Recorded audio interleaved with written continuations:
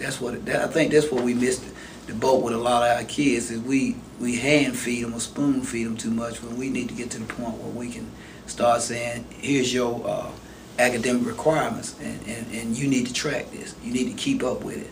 And anytime when I ask you what's your grades in whatever class, you ought to be able to tell me. You ought to be able to also tell us how many credits you got on your transcript. That's just stuff the kids ought to learn how to start tracking for themselves. And when they do that, they'll be taking responsibility of their learning, and then not only will we have turned the corner, we'll be sprinting down the home stretch trying to get to the finish. I'm Dennis Troutman III's father. I'm up here to check on his math grade. He's not performing to his standards from his test scores, are not going to his grade, so we're trying to figure out where he's coming from and where he's missing out on. I just finished talking to his counselors, his ADVIT teacher, and the curriculum teacher, and he seems to be in the right spot. It's just we have to do a little bit more work on the homework. I'm very proud of him. I'm very proud of the school also. I graduated from here. I know kids can come out of here with a great education. It's just that people have to give them a chance to get that education instead of talking negative to them all the time. So I'm always here through sports, through school, whatever Austin East needs, I'm here. Whatever my son needs. Usually their grades. I mean, they know they call me the grade Nazi. Or mom, freshman mom. So yeah, you kick our butts just like our mamas. You know,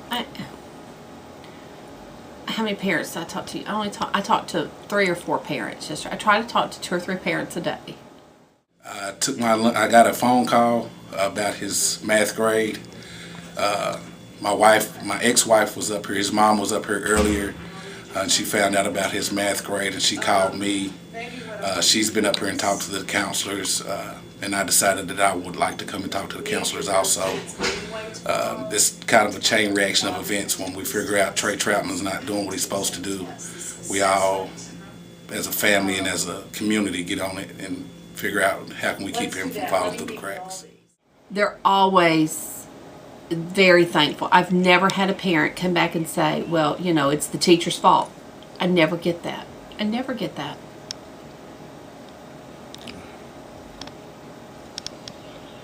We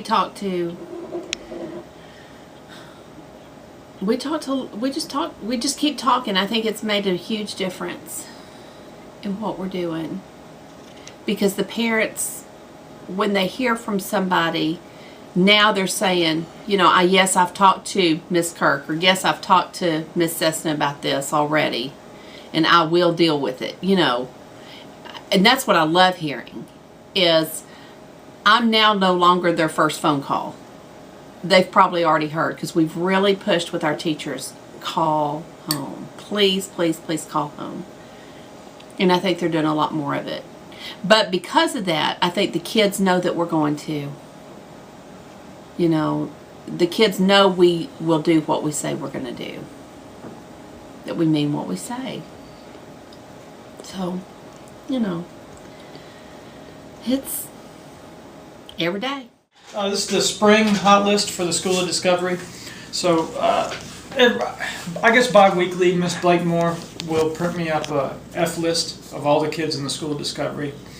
And I go through and look at all the kids who are failing a core curriculum class and add them to the list if they're failing, and if they brought their grade up, I take them off the list. So far, I've only gotten through 10th grade and half the 11th grade with the latest updates, but generally I'll take 2 off and add 1, so I guess that's good. You know, just 2 steps forward, 1 back. It's better than the opposite. But these grades are not printed from their progress reports. They're daily grades. So as of, when did we print this? The 8th, March 8th. This is what they had in all their classes. Okay. So it's a fluid list. It's always changing. And I'm working on color coding everything now. Orange means they're failing 3 of their 4 classes. Red means they're failing 4 of their 4 classes. And the pink ones are the ones I've recently added. And then here's all the ones just in the 10th and 11th grade who have come off the list so far, so that's good. And then there's a light blue that I added down here in the freshmen. This means that they're not off the list yet, but they at least got one class off. So it's kind of how that's working out. I've got contact numbers that work. If their numbers don't work, I'm keeping a list to try to find good ones. We got kids in SES tutoring. We've got, and then all the core curriculum discovery teachers meet with me every other week and give me reports on kids who they think maybe should be added or removed from the list and contact numbers. So it's crazy, but it's good. I just want to switch my balance now. I spend more time here than I do on the phone or with the kids in my office, and I'm working to try to flip the ratio there. Spend less time with data entry and more face time with kids. So that's kind of where my balance is right now, but it's working. We also work with the parents. We do family engagement, contacting the parents, having the parents to come in to meet with us and the principals to help the students to realize where they are, but also to inform the parents of the situation. And we also have tools and materials that we purchase through this, our family engagement funds for the parents. The guidance counselors, the Project Grad advocates, Project Grad family intervention or family campus services, also with our attendant social workers, and with our behavior liaisons, which we have two of them, one for special ed and one for regular ed. And we met in a roundtable discussion, and we had a list of 20 seniors that we consider high priority for graduation. And for those 20 seniors to be on our list, it had to be primarily attendance, which we found is usually our problem anyway. When we get kids to come in, kids generally will put forth the effort since they're already here, and we can establish relationships to help keep them going. But with the notion that relationships are a big issue, and without double working, these kids were all listed on our list of high priority kids. So we divided these guys among the individuals there that already either had a previous working relationship with those students or didn't have a whole lot on a caseload, so that we could manage to make sure we could use time efficiently and could maximize potential. We agreed to meet with those kids once a week to do progress checks. I've already contacted 3 on my list and brought them in, looked over their grades, talked to them about issues about getting here. The idea is to establish a relationship for the remaining 2 months of just regular contact with these individuals in hopes that we can help pull them toward graduation. These are guys that are on the bubble at 23 credits, 24 credits. They could go either way.